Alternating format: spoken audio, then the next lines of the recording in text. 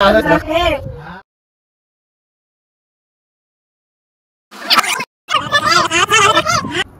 बोलताना सुद्धा खूप रडायला छान होता. आईकडे काही प्रोग्राम असला आपण जायचं, पाहुण्यांसारखं जायचं असता. बघा. 18 वर्ष झेलले आहे. 18 वर्ष. तिघी जावई चांगले आहेत, तिघी मुली चांगल्या आहेत. सुनेचं नाव कोण घेणार? एक मामी नाही आली का? भांडण झाली ना आईची आणि तिची. पहिलाच बोलली मी येणार नाही. 5 मिनिटं. नाही ना आता पर्यंत काय एवढा टाइमपास केला असता काय तिने? ये रे, विश्वास आहे. अरे बाबा तुम्हाला काय वाटायला बघा आता बघू जातं. भावाजीचा मान राखणार नक्कीच प्रतिभा येणार आहे. नाही रे बाबा.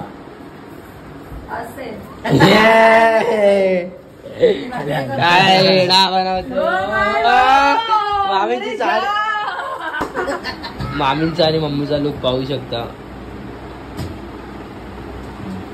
उडनची आहे कुठे गेली? उडनची हो काय तरी.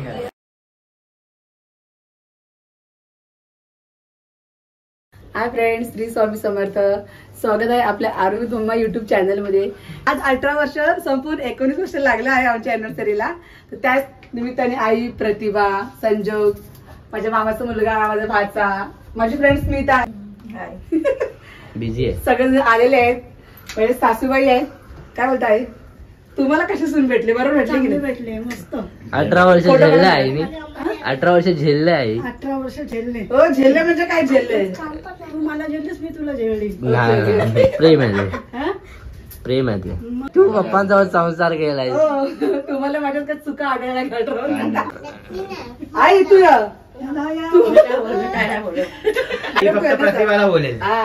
सर्व चांगले आहेत. तिने पण जावई चांगले आहेत. तुम्हाला सासूबाई पण हिने चांगले आहेत. तुम्हाला सासूबाई कशी भेटलं? भांडखोर. तिघी जावई चांगले आहेत, तिघी मुली चांगल्या आहेत. सुनेचं नाव कोण घेणार? एक सून चांगली आहे का नाही ते कोण बोलणार? आमची वहिनी पण चांगली. या वहिनी जाऊया. नाही, आईच्या तोंडातून ऐकायचं. आई तू बोल. सून पण चांगली आहे. का नुसतं ओरडायला, नुसतं कॅमेरा समोर आणि प्रेम करायला पाठवी मागू ना? अरे शाण्या, माणूस करतो तर माणूसाला बोलायला लागतं, समजलं ना? जास्त बोलू नको. सांगते ऍक्च्युली आपण हातो चौघच आहे. चौघच म्हणजे तुमची 4च मुलं आहेत. मग 4 इनी, 4 म्हणजे 3 जावई, 1 सून असं बोलायचं दर टायमाला. आई काय बोलली? आई बोलली माझे 3च जावई. ते विषय तिला चालू होता ना. पण मला पण ऍड करा ना. मी आपलं म्हणते तर तुम्ही पण मला आपलं म्हणा, अशी माझी नम्र विनंती. जर काय चुकीचं काय बोलली असेल तर क्षमा मागते. तू कधी चुकीचं बोलत नाहीस प्रतिभा. चला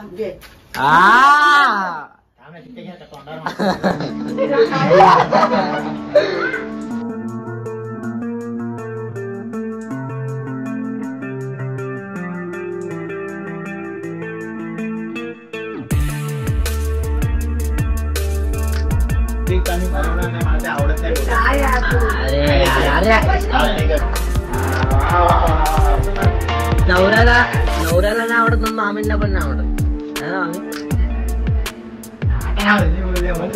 हा तीच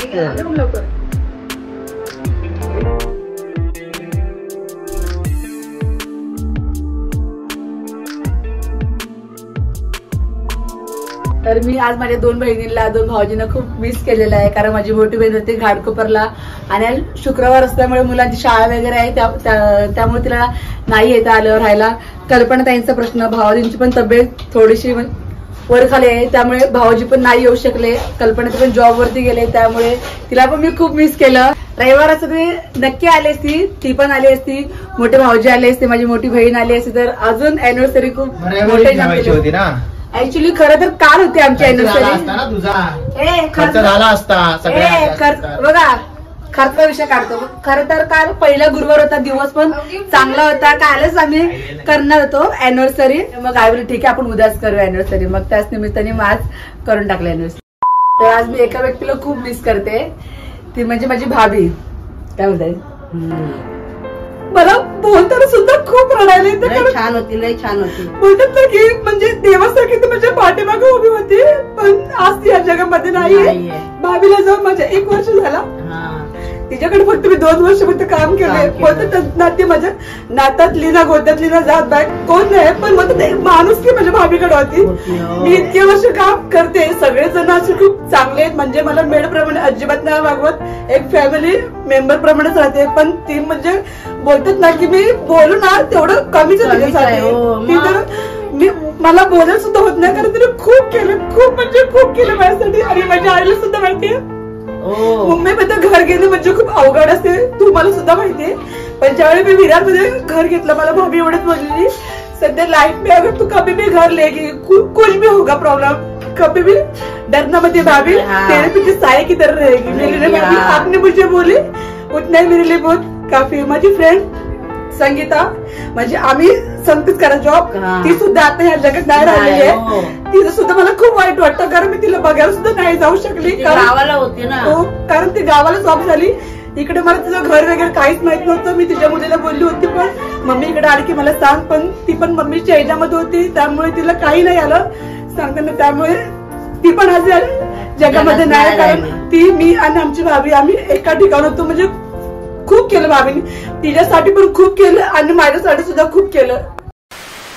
पण असं बोलतात ना की आपल्याला एखाद्याचे उपकार फेडता नाही आले तरी पण चालेल, पण माणसाने त्या व्यक्तीची जाण ठेवावी. आणि मी भाभीची जाण ठेवले. मी तिने मला घास बोलतात ना तोंडातला घास दिलेला, आणि अशा बायशी मी कधीच बेईमान होणार नाही, कारण माझ्या आईने तरी मला नाही शिकवलं. आणि आज ती भाभीची आई भैया वगैरे माझे सगळे ब्लॉग बघत असतील तर ते सुद्धा विचार करायचे की म्हणजे रुची भाभी नाव होते तिचं, तिने खूप माझ्यासाठी केलेलं असेल. आज भाभी कुठे पण असेल तरी पण भाभी आय ऑलवेज मिस यू, मी आपको हमेशा मिस करेगी.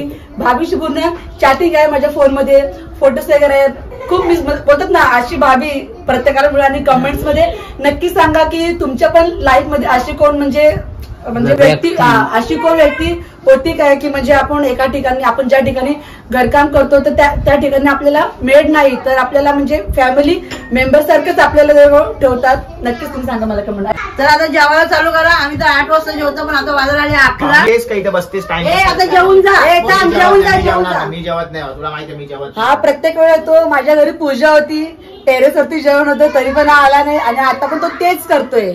आता तू जेवून जायचंय. मी बाबा तुला माहिती पहिल्यापासून मी जेवत नाही, फक्त शिल्पाताईच्या घरी जेवलो होतो, बाकी कोणाच्या घरी नाही. मी बाहेर नाही जेवण ऑर्डर केलं, मी घरनं नाही केलं. तुला कुठे टेन्शन घेऊ? घर ना कर ना, बाहेर ना कर, जाऊन मी नाही जमत मला. पण थोडं खाऊन जा, जास्त न खाऊन जाऊ. मी जेवतच नाही, मला नाही. त्यामुळे आईकडे काही प्रोग्राम असला आपण जायचं, पाहुण्यांसारखं जायचं, पाहुण्यांसारखं यायचं. चल आता 11 वाजले ना. हा मग थांब, चल कधी तुमच्या घरी येता बरोबर, तुम्हाला घाई होईल, तुम्हाला उशीर नको व्हायला म्हणून आम्ही लवकर सेलिब्रेट करतो. आता हे लोक सगळ्या फंक्शनला असतात. खरं ना विवेक भाई, तुम्ही कधी आमच्या घरी आलात, आम्ही एवढे 11-12 वाजता खरं सांगायला नाही. अरे पण आम्ही तुमच्यासाठी तर थांबलेलो नाही यार.